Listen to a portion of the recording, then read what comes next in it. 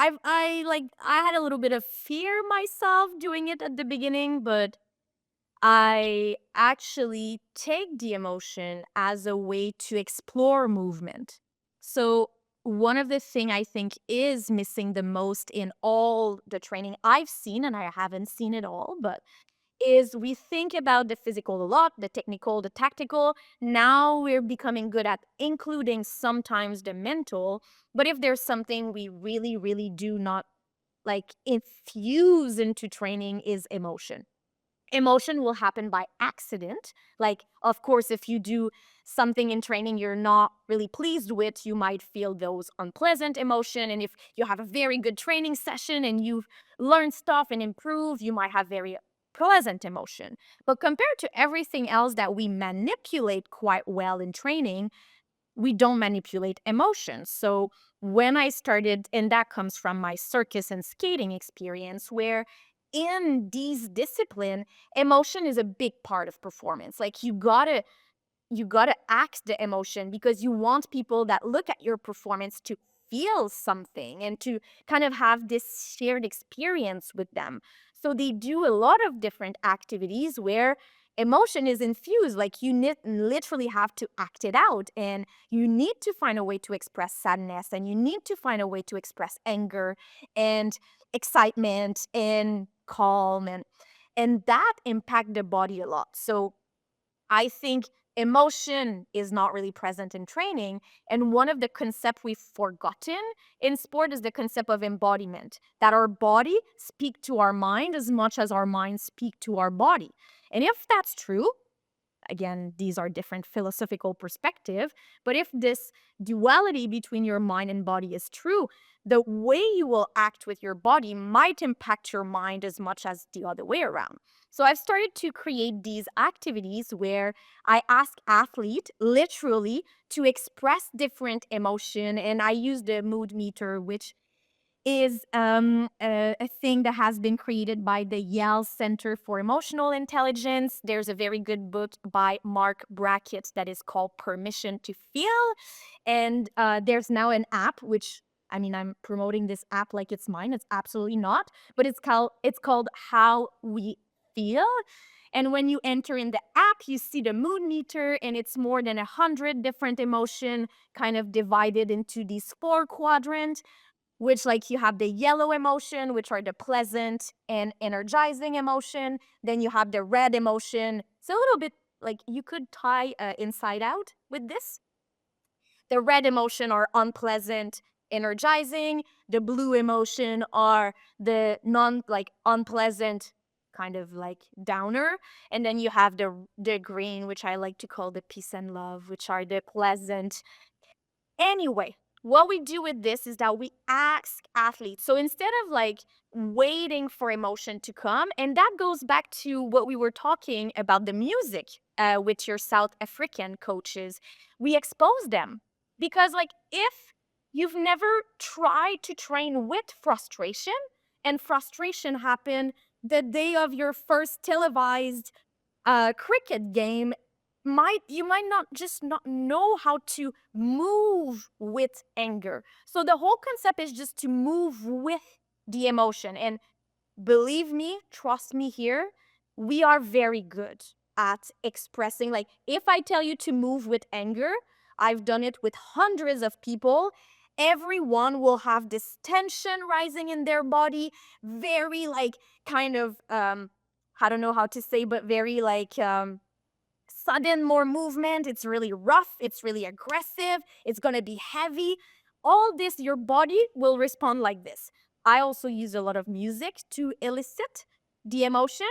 If I ask you to um, move with happiness, with excitement, it's kind of bubbly, it becomes a little bit more light, it's still energetic, so it still moves quite fast. When I ask you to move with sadness, it's like instant, your body become heavy, the movement is slow. And again, I'm doing this for years and it's always the same thing. The body responds very well. We know how we move with these emotions.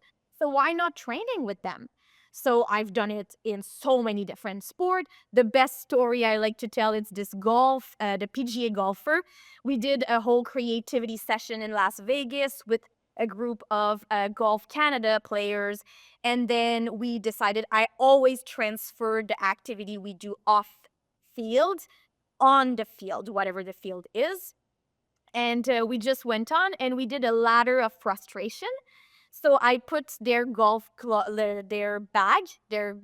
of clubs, maybe 5 meters from the ball where they need to hit. And they needed to do this first hit anyway, and they need to act. So the ladder of frustration is from 1 to 10. One being like, oh, you're just a little like annoyed. And then three, you start being a bit like irritated. And then five is like, okay, now you're angry, frustrated, and enraged. It's like, and then we go the up, and every single time they need to go get their club, choose their club, but they need to act it out. So in their body, I need to feel it. And then you start feeling, so we do 1, 3, 5, 7, 9. I need to feel the difference. And then they do this, they hit the ball. Anyway, and then we go down. Of course, with frustration, we go down. We do the up and we do the down. And then in our debrief at the end, I'm like, hey, so how was this? Hence, like, some players speak, and then there's this PGA guy, he raises his hand and he's like, well, now I'm really pissed. And I'm like, oh, okay. It's always a little risk to do this. So I'm like, okay. He's like, well, I've always been told in my career that I need to be calm and relax. But now we've done this, and I realized that up to 5, the energy that comes from those irritation and it actually gives me a good drive. Like, I can utilize this. When I pass 5, this is becoming too much for me, and now I need to regulate it. But it's not true that the second I start feeling a little bit of like frustration rising, that I should regulate it right away. It's like I can probably tolerate a pretty good amount of it and use it to benefit my performance instead of always being like, I should not think negative stuff. I should not be frustrated. I should not. And then this become almost more a distraction than anything else. But anyway, in the end, it goes back to the same thing. Exposing them to emotion becomes now emotion. Most of the places I've done this, the language of the colors and starting to speak emotion, starting to explain performance. I was quite surprised. I work with a rugby team of all sport. And in very, very, very little sessions, suddenly you hear the player being like, I think we were too red in this thing. We need to, or I think we probably need to move ourselves into the red because there's a lack of energy here. That is like, so suddenly emotion is part of their everyday training. They know how to infuse it, use this as explanation to some of the performance struggle they might go with. Long story to tell you, um, emotion is something that with the creative work, and I do think sometimes by doing it they also discover, so it's this exploration. We enrich the environment by infusing emotion.